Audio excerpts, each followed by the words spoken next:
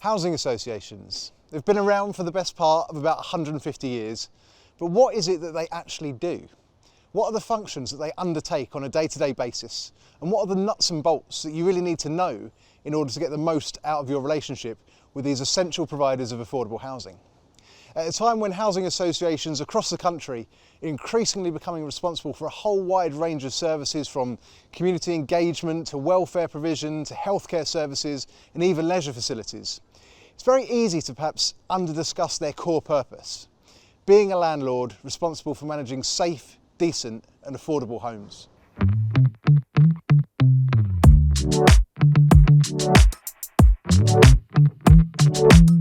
So the starting point, I suppose, has really got to be the day job, the renting and the management of social housing.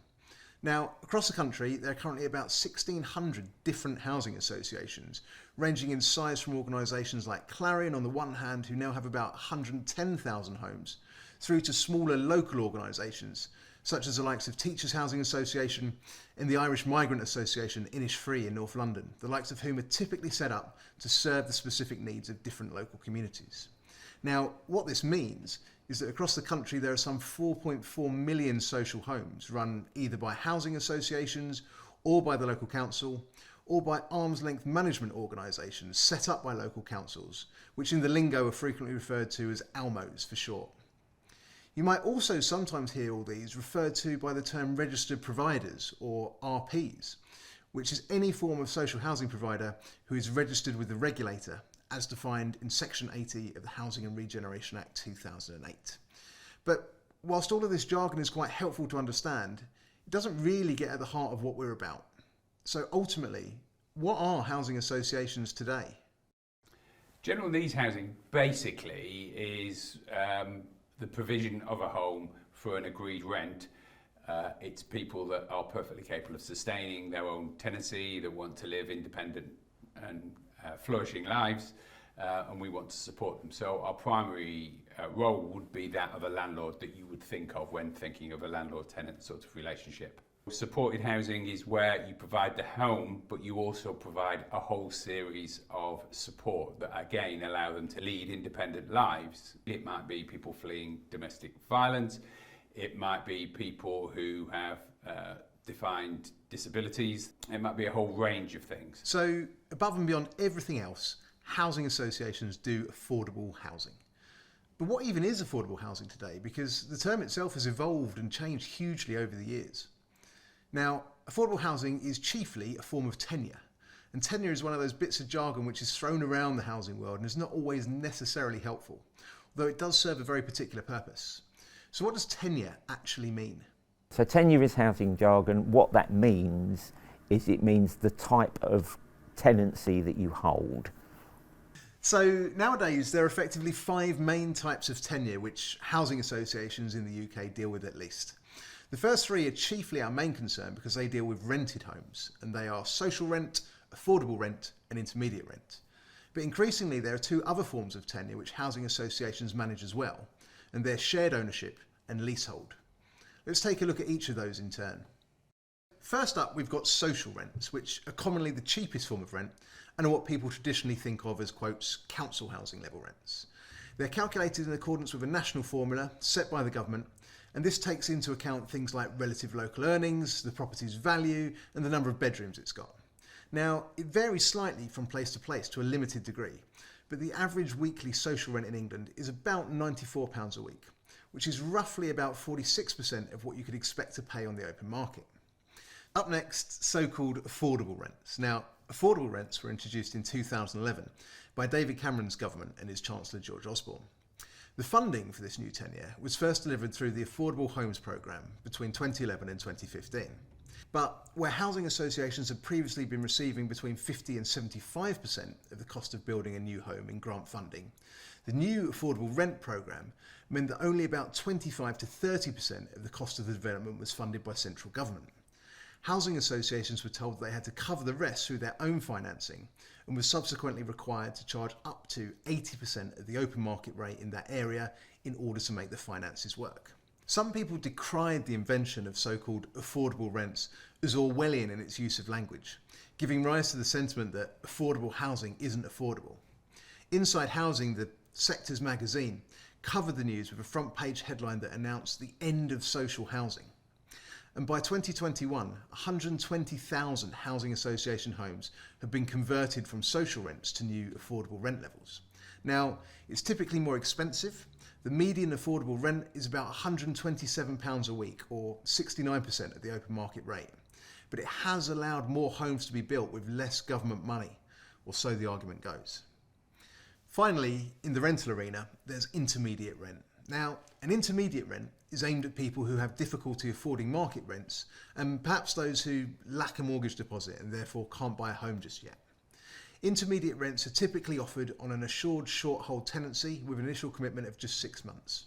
And the target group for intermediate rents is different often from those looking for typical social housing. Generally, those targeted are those who are working households, those perhaps who are identified as key workers, so the likes of nurses, teachers, etc. And perhaps those people who would otherwise have to rent privately, but this way could start saving towards a deposit.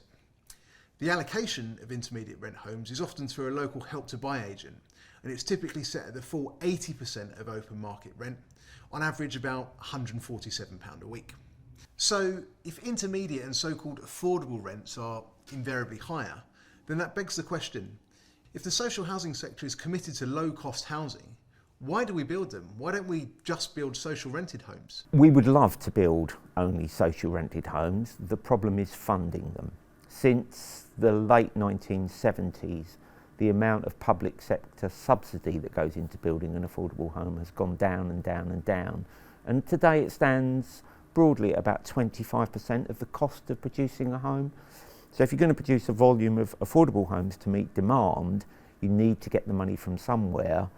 Unfortunately, that has to come from the income stream, the money that you can generate from a home. Therefore, you have to build more than just social rent in order to pay for social rent. Our core purpose is to do exactly that, is to build socially rented homes. That's kind of what we're in business to do. There's two real reasons that we do other things. The first is we want to create mixed communities. Mixed communities aren't an easy thing to manage, but actually if we want to have the integrated society that I think most of us think is a good idea, then actually mixed communities are a really important part of that. The second reason really is to create cross-subsidy. We don't get enough subsidy from government for social rented homes to be a viable proposition. So what we do is we cross-subsidise. So we sell some homes and the surpluses that are made from that go towards paying for the socially rented homes, and we do shared ownership, which again requires less subsidy from us. So actually what you can do then is blend the three elements together and actually build more homes than you would be able to do if you simply built social rented homes. Now, in recent years, housing associations have also moved towards trying to provide affordable home ownership for people. Since the right to buy boom in the early 1980s, and arguably even long before that, home ownership has often been seen as the most advantageous and aspirational form of tenure to hold. Indeed, as far back even as 1604, the famed judge and jurist Sir Edward Coke declared in a ruling known as the Siemens case that there were strict limits on how a sheriff may enter a person's house in order to issue writs. And that's where the phrase, "an Englishman's home is his castle," comes from. So if that is the case, and undoubtedly home ownership helps capitalise families and build generational wealth, then perhaps we should look at making that available to people in social housing as well. And that's where shared ownership comes in. Shared ownership, it's been around 50 years, but it's still relatively unknown, despite the fact that it's a growing part of the market. So effectively what it does is it allows people to buy a stake in the home, usually between 25% and 75%. We average at the moment about 40%, so our customers tend to buy about 40% of the value of the home. We retain the remainder and we charge a rent on the unsold equity. The advantage is that instead of having to find a really huge deposit, so say a home costs £300,000, you've got to find £30,000. That's a huge ask for people, particularly people who may be living in rented accommodation and don't have a disposable income to save with. If you're buying 50% of that, say, then you only have to find 10% of that, so you'd find £15,000. And overall, the costs of the equity purchase and the rent are roughly about a third cheaper than buying on the open market. So it's about allowing people that otherwise would be priced out access, but also making sure that that is affordable to them. And one of the features of shared ownership is that there's something called staircasing. So if you buy an initial 50%, say, you are then able to buy further chunks of it and potentially buy 100%. And you know that is something that works really well for people. Finally, there is leasehold. Now, leasehold's an interesting one, and strictly speaking, it's not chiefly a form of social housing tenure, but it is common amongst housing association stock, and particularly where properties have been purchased under the right to buy. It's something that's been in the news a lot recently, and chiefly because, apart from just a handful of properties in the United States and Australia, England and Wales are the only countries in the world adhering to this style of tenure. Some people have called it a feudal system, and indeed it does have its roots far back in British colonialism. It can be traced back as far as the 11th century, when all land ultimately was owned by the Crown. In essence, what leasehold does, what leasehold means, is that the person in the property has the right to occupy that property for a set period of time. Typically that's about 99 to 125 years. But crucially, they don't own the land that the building is on. That belongs to the freeholder. So at the end of that period of time, the property reverts to the freeholder, and the leaseholder doesn't own it anymore. So leasehold properties tend to be flats or purpose-built blocks or converted houses or masonettes. A property on a lease is a contract between the leaseholder and the landlord or the freeholder, offering conditional ownership for a set period of time. Now, leaseholders are typically required to pay an annual charge of some sort, often known as a ground rent. And this can be anything from a nominal few pounds a year, known in the jargon as a peppercorn, which most housing associations tend to charge, through to spiralling ground rents charged by property developers who in recent years have had quite a scandal the way they put them up and up. Now, in Europe, if you own an apartment or a flat, it's likely to be under a different type of tenure called common hold. But for the time being, at least, in England and Wales, there are those who own the head lease, including the likes of housing associations who often manage and own the totality of the building and the land, and then beneath them are the leaseholders, who have just bought the right to occupy the building for a set period of time. Freehold, true home ownership with none of this involved, sadly, it ain't. I think it was something that was introduced in slightly, for not entirely for the right reasons. I think it was an opportunity to continue to extract value from developments, and I think that was wrong. I think reform is well overdue. It's a very arcane system. There are some real challenges, though, where you have leaseholders, renters, owners in the same block. And some of the fire regulations that are currently being introduced are a real challenge. So we'll have responsibility for front doors, for example, because they're fire doors. But that aside, absolutely time for reform. So finally, if that's our core business, in a nutshell, owning and managing affordable homes of increasingly different types, it begs just one very important and arguably the most important final question. Who are our residents, and how do you actually get to live in social housing? Basically, if you want to gain access to social housing, you have to go through the local authority. The local authority are democratically mandated to make sure that the distribution of social housing is done on a fair and equal basis.